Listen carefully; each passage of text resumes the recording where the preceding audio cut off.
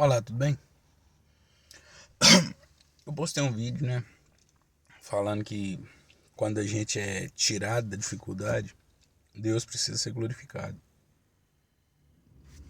E um amigo meu comentou que não tinha parado para pensar muito nisso.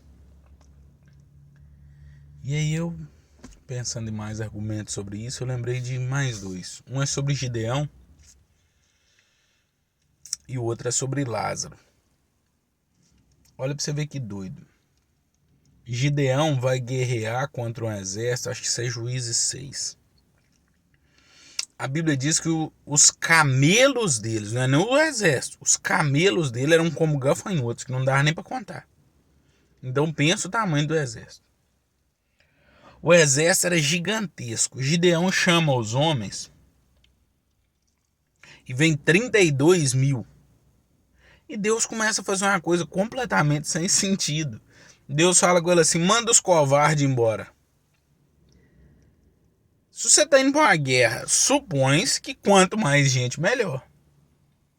Vão embora de cara 22 mil, sobra 10. Aí Deus vira e fala, Deus usa uma expressão no texto que eu acho interessante. Eu não lembro o versículo de cabeça, mas diz assim: e disse o Senhor a Gideão: ainda tem muita gente,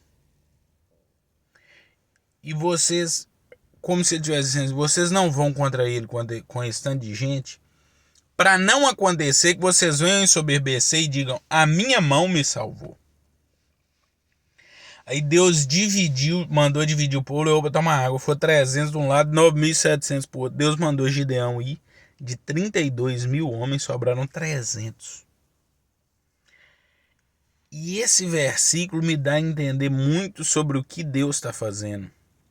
Deus está querendo trazer o coração do povo de volta, a glorificar Ele. Ele falou assim: eu não vou livrar vocês a menos que a situação só tenha como eu ser glorificado.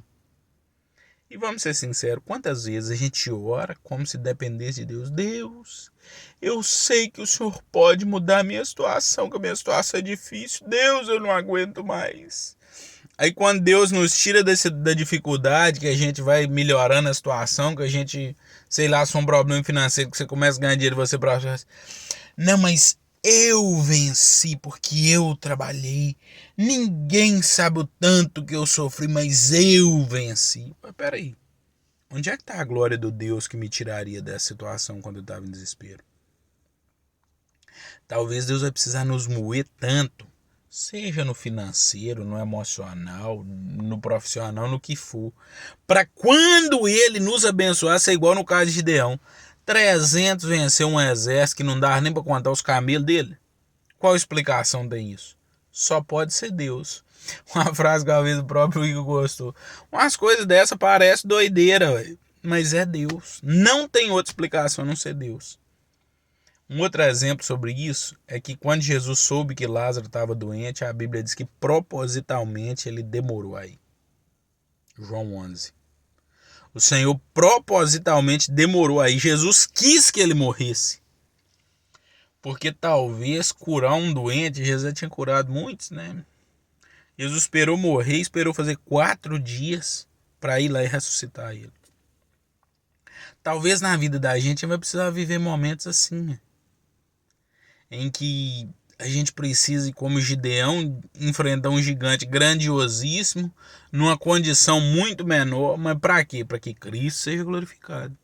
Talvez a gente vai enfrentar doenças, talvez igual, tomara que não, né? Igual lá, até a morte, mas para quê? Para que Cristo seja glorificado. Jesus chega para ressuscitar lá e fala assim: Deus, eu dou graças ao Senhor. E ele fala com os discípulos no meio do caminho quando ele está indo: ó, eu estou indo lá, mas é para a glória do Senhor, é para que a fé de vocês prevaleça. O problema é que nós temos perdido muito dessa noção, né? Que o evangelho ele é para a glória de Deus e a bênção de Deus em nós deve ser para a edificação dos irmãos. Se você for ler o dom, sobre os dons em Coríntios 11, vai estar falando, né? 1 Coríntios, que aquilo é Deus, o Espírito Santo dá a cada um como quer para a edificação da igreja. Agora a gente tem vivido um evangelho que é para o benefício próprio. Deus é para mim. A prosperidade de Deus é para mim. O dinheiro que eu ganho é para mim. O dom que eu tenho é para mim. Peraí. E esse evangelho de muita soberba não pode ser o de Cristo. Porque Cristo manda a gente tomar o exemplo dele, que ele a si mesmo se entregou por amor de outros. Então que Cristo possa trazer, né, esse sentimento em nós, de que nós precisamos viver um evangelho que glorifique a Ele, que engrandeça a Ele, que sirva para a glória dEle e que a bênção dEle na nossa vida sirva para a edificação da fé de outros, para que Ele continue sendo glorificado na vida dos outros, para que a glória dEle cresça, o reino dEle cresça, porque é para Ele, não é para nós. Glória a Deus que Ele nos aceita, mas não é para nós. Não é por nós, não é sobre nós. É para Ele, é porque dEle, por Ele e para Ele que são todas as coisas. Nós somos resgatados pelo amor dele, para a graça, pela graça dele, mas é para a honra e glória dele. Que Deus nos ensine a viver para ele e não para nós mesmos. Deus os abençoe.